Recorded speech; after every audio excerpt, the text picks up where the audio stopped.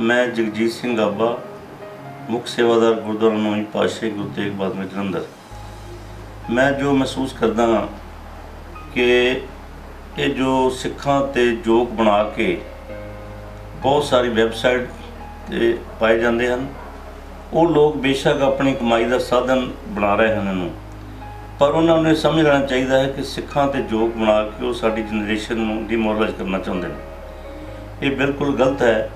सिखां ते जोक ना बनाओ, बल्कि सिखां ने जो इस हिंदुस्तान के इतिहास वास्ते किया है, जो सिखां ने इस देश की आज़ादी वास्ते किया है, इस देश की जो तरक्की वास्ते किया है, तो जे सारा इतिहास देखिए वर्ल्ड वार दे विच जिस तरह सिखां ने बहुत बड़ा रोल अदा किया, जे हिंदुस्तान दे विच हिंदुस्तान के लोगों की भुख मिटाने वास्ते एडा वड्डा क्रांति लियांदी, हरी क्रांति, कोई ऐसा शोभा नहीं है, कोई ऐसा किता नहीं है जितना सिखां ने नामना नहीं कमाया।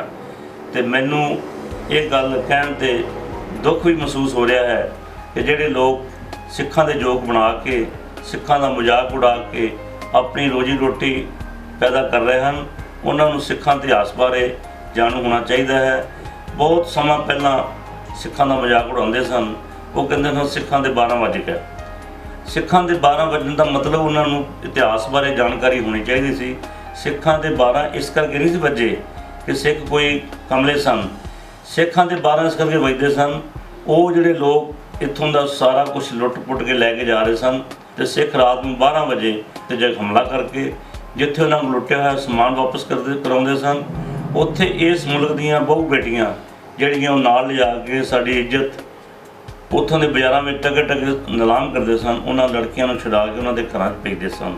जे तुहानूं पता लग जाए कि सिखां दे 12 इस करके भेजते सन, तो तुसीं शर्म नाल मर जाओगे। अज तो बाद कभी भी तुसीं ऐसी गल नहीं करोगे, और बल्कि तुसीं फख्र करोगे कि सिखां ने इस देश वास्ते की कीता, साडी इज्जत बचाउण वास्ते की कीता। 1.5% की आबादी वाले सिख देश के हर काम दे विच मोहरी हो गए। जे देश दे विच किते तूफान आया, किते झक्खड़ चुलिया, किते उस वेले भी चाहे उड़ीसा होवे, चाहे गुजरात होवे, चाहे कश्मीर होवे, जदों हड़ आया तो सिखां ने उत्थे जाके पूरी ताकत झोंक के उत्थों के लोगों को हड़ां तो भी बचाया, कुदरत की मार तो बचाया। उत्थे वड्डे वड्डे लंगर लगाए, ट्रकों के ट्रक भर के असीं पंजाब तो खास तौर पर सिखां वालों इन्हां सूबे में भेजे, जिहदे लोगों के खाण पीण दीयां वस्तां, दवाइयां। सिख तो हर जगह सबत के भले मंगण वाली कौम है। ऐसी कौम के जोक बनाना मेरे ख्याल में लोगों वास्ते शर्म की गल है। इन्हें कहता होया मैं आप जी फतेह बुलाना। वाहिगुरू जी का खालसा, वाहिगुरू।